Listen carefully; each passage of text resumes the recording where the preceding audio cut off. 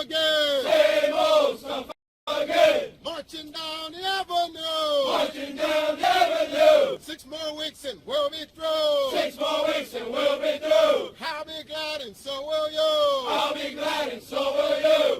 What's up, everybody? It's the Common Sense Investor coming at you with another video, and the battle rages on. Okay, now people, I'm here to tell y'all this morning, AMC is in a lot of trouble. Okay, according to what this judge has wrote in her opinion, all right, AMC is in a big jam, and I'm seeing people are getting it kind of twisted, and before they can get a misunderstanding of what's going on, this whole document is what she believes is wrong with the settlement. All right. Now, I know Allegheny just filed or getting ready to file amendment to the settlement that says they release APE shareholders from the give and the get. All right. In other words, you've been separated from the class, and now you can sue if the time comes, and it's coming soon. But now, what is important here, people, is understanding what the judge believes about this case. Okay? That is what's in her preliminary statement and factual background. Now, every case has them. When Allegheny filed their claims, they had a preliminary statement and a factual background. What does that mean? That means they told the judge, here's the facts, Your Honor, and here's what happened. And then when AMC filed a rebuttal, they told the judge the same thing. In a preliminary statement, they gave their interpretation of what has happened, or their perspective of what has happened, according to the facts. And now the judge has sent her opinion, and she has a preliminary statement, and she has a factual background, okay? And what that means is she is giving you her interpretation of the facts as they have been presented to her. She has went over everything, and she says, this is the problems that I have with the lawsuit settlement. Now, I'm well aware Allegheny's already filed or getting ready to file about separating the apes and from the class, and now there'll be other lawsuits. But that's not the only thing she focused on, people. She wrote 69 pages, all right, that I've almost got memorized. And she pointed out several problems that she had with the lawsuit. So let's start looking at her preliminary statement and factual background, see what she's thinking, what her interpretation is of what she's read and what she saw. Okay, so let's get started. On page 1, I've told y'all already, she establishes point blank that she has a problem with the vote. That during the lead up to the special meeting, the board sold a large block of preferred units to an institutional investor who promised to vote in favor of the amendments. That promise, together with the mirrored voting feature, ensured the amendment's approval by a combined vote of the preferred units and the common shares. Now, that was important. She's about to establish that what they've done, and the special master did too, is they're counting APE as AMC, and the judge says no. Those are two separate entities, and if you had not given APE extra voting power, you could not have won that election. That's the first thing she establishes. The next thing that she establishes is really cool, because she's talking about us, and it's on page 4 of the PDF. AMC stockholder base is extraordinary. It includes a great number of human owners who care passionately about their stock ownership and the company. Many of them are connected to each other online. We are. When notice went out on AMC stockholders, the reaction was unprecedented. The court received more than 3,500 communications from approximately 2,850 people.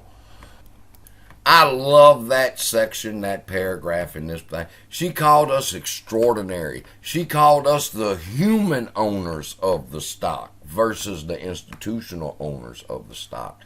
That's very important to understand. She sees us in this capacity. Then, now let's talk about the next thing that she believes, okay? And that's found on page 6. It says, finally, the release of claims arising out of the preferred interest is not supported by consideration. Listen to this. Awarding more shares to common stockholders necessarily comes at the expense of preferred units. The settlement consideration harms preferred unit holders. What does that mean? She's telling them that the 1 for $7.50 that they have offered AMC shareholders, yeah, that harms the APE shareholders. Why? Dilution. Unnecessary dilution. Now, APE shareholders don't have anything to do with this lawsuit. And now AMC is going to have to pay $7 million extra shares and increase the float, and that's going to harm the APE shareholders. So she establishes that right there. All right, that's important to understand. That if the settlement goes through at 1 for $7.50, then it will harm the APE shareholders. So they have to undo that as well.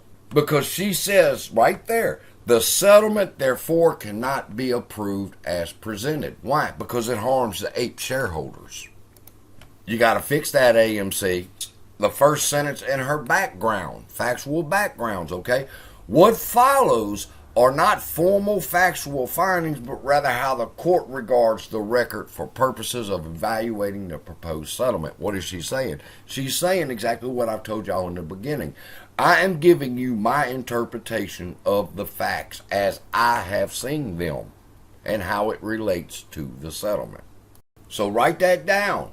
Issue number 1 the judge had with Allegheny's settlement was the voting structure. Problem number 2 she's having with the settlement is if she approves the 1 for $7.50, it will harm APE shareholders. All right. Now she gets into her background here, which is her interpretation of the facts as she's seen them. It's her telling the story of what has happened, and it's really, really, really good. And I'm going to share something with you in this video real quick. We'll get on to the next video because I've got them set out right here, people, in an order, A, B, C, D, E, all right, of everything that she talked about. And each one of them is important. So I'm going to try to make each one of these their own video so that y'all can understand exactly what's going on. But to end this video, I want to share with you what me and the Vice Chancellor has in common, that when I was reading this, I was really appreciating her and her writing style. Because when I end a section and move on to the next section, I try to leave a cliffhanger there that makes the reader want to hold on and turn the page and see what's coming next. And that's exactly what she did here in Section A of her background. Section A says, AMC sells stocks to raise capital and seeks to increase its authorized shares of common stock. It's going to be very important to listen to the wordings here, all right? AMC is a movie theater company. The COVID-19 pandemic was disastrous upon its revenue. To stay afloat between the end of 2020 and the middle of 2021, AMC sold nearly all of its available common stock shares in a remarkable connection with retail investors, i.e. individuals rather than institutions. She just stated that when AMC was needing help, retail jumped in and helped them, not institutions. So that's a good frame of mind to be in. By April 2021, approximately 85% of AMC stockholders were retail investors. As of March 2021, AMC had issued an outstanding 450 million common shares out of a total of 524 million authorized in its certificate of incorporation. And she's going to go on talking about that, but the important thing to note is that she's telling you she realizes that retail saved AMC, and watch how she ended Section A. Without the ability to authorize more shares, AMC could not raise capital by issuing more common stock. AMC developed an alternative. Interesting. That's the cliffhanger. That makes you want to turn and say, what was the fucking alternative? And then she says, part 2 is AMC creates the apes. So she did the transition there from A to B. That was really good. What she's basically establishing is that when AMC needed help, retail came to their aid. At the end, I know how it ends because I've read the whole document, but I'm going to start in the next video, section B, AMC creates the apes. And we'll go from there and talk about the rest of what the judge believes. So with that, love y'all. Be blessed. Check out the ape gear, and I'll see you in the next video.